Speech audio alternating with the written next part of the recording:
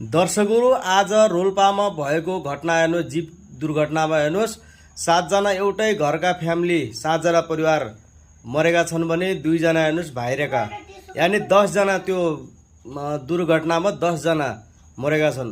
आज रोल्पामा प्रचण्ड आउनुभयो थियो, प्रचण्डले हेरफेर गर्नुभयो। हेरफेर गरेर के गर्ने?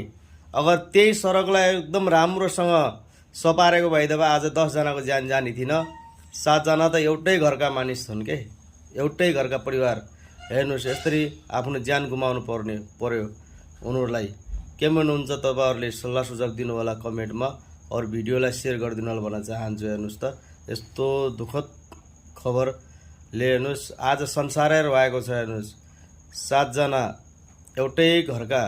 हेर्नुहोस् उनको घरमा रुनी मान्छे कोही छैनन्, तर फेरि पनि पूरा गाउँ रोएको छ, पूरा संसार रोएको छ। हेर्नुहोस् है, के भन्नुहुन्छ? हेर्नुहोस् भिडियोलाई शेयर गरिदिनु होला प्लिज भन्न चाहन्छु।